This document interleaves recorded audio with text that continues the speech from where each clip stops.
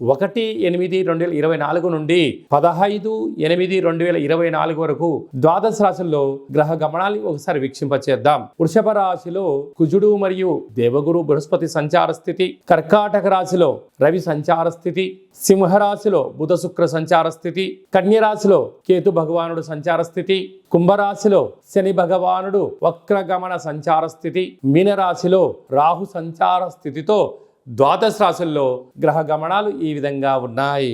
కన్యరాశి వారు ఆదివారం అమావాస్య పుష్యమి నక్షత్ర సందర్భంగా కాళ అమావాస్య రోజున కాళాష్టమి రోజున ఎలాంటి విధులను పాటించాలి, 6వ స్థానంలో శని భగవానుడు వక్రగమనంలో ఉన్నప్పుడు ఎలాంటి దోషాలు ఉంటాయో ఈ వీడియోలో సవివరంగా సంపూర్ణంగా తెలుసుకుందాం. కన్యరాశిలో ఏ నక్షత్రాలు వస్తాయనగా ఉత్తరా నక్షత్రంలోని 2, 3, 4 పాదాలు, హస్తా నక్షత్రంలోని 4 పాదాలు, చిత్తా నక్షత్రంలోని 1, 2 పాదములు కలిపితే కన్యరాశి. చాలామందికి పుట్టినటువంటి కాల సమయంలో డేట్ ఆఫ్ బర్త్లో లేనటువంటి కారణం వలన పేరు యొక్క మొదటి అక్షరాన్ని అనుసరిస్తూ రాశిని తెలుసుకునే ప్రయత్నం చేద్దాం. టో, పా, పీ, పు, షా, అణ, ఠ, పే, పో అక్షరాల వారందరూ కూడా కన్యరాశి జాతకులే. కన్యరాశి యొక్క అధిపతి బుధ భగవానుడు.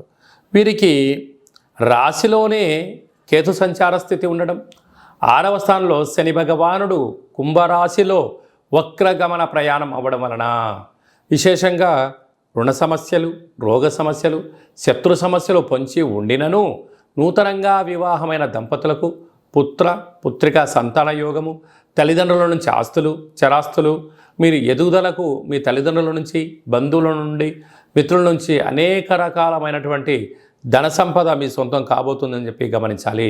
ప్రేమికుల మధ్య చాలా సయోధ్య అవసరం. అన్నదమ్ములతో, అక్కా చెల్లెలతో వీలైనంత వరకు సత్ప్రవర్తన కలిగి ఉండడం యోగదాయకం అని చెప్పి గమనించగలగాలి. అలాగనే భాగ్యస్థానంలో కుజగురు సంచార స్థితి ఉండడం వలన వీలైనంత వరకు భార్యతో కానీ భర్తతో కానీ పార్ట్నర్షిప్ వ్యవహార కార్యక్రమాలు చేసేవారందరితో కూడా ఎంతో సమన్వయం అవసరం. ఎదుటి వ్యక్తులు ఏదైనా చెప్తూ ఉంటే వినే ప్రయత్నం చేయండి, తెలుసుకునే ప్రయత్నం చేయండి. తొందరపాటు నిర్ణయాలకు ఇది సరైన సమయం కాదు అని చెప్పి మీరు గమనించగలగాలి. కనుక పార్ట్నర్షిప్తో కానీ బంధువులతో కానీ సమాజంలో కానీ సమావేశాల ఎందుకు కూడా దూకుడుతనము మంచిది కాదు. తొందరపాటు నిర్ణయం సమయం. భగవంతుడు మీకు ఏది ఇవ్వాలో అది ఇవ్వడం జరుగుతుంది.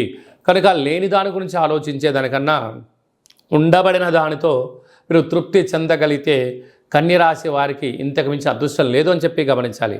కనుక తెల్ల జిల్లేడు వృక్షం దగ్గర దీపం పెట్టడం, తెల్ల జిల్లేడు యొక్క వృక్షాన్ని వేరు తెచ్చి సింధూరాన్ని పూసి పూజామందిరంలో ఉంచుకొని తాంత్రిక శ్రీ లక్ష్మీ వరసిద్ధి మహాగణపతి స్వామి యొక్క పూజను చేసుకోవడం, కాళభైరవ స్వామి యొక్క పూజలో పాల్గొనడం వలన కష్టాలన్నీ తొలగిపోయి ఐశ్వర్యం ఆనందం మీ సొంతం అవుతుందని చెప్పి గమనించాలి.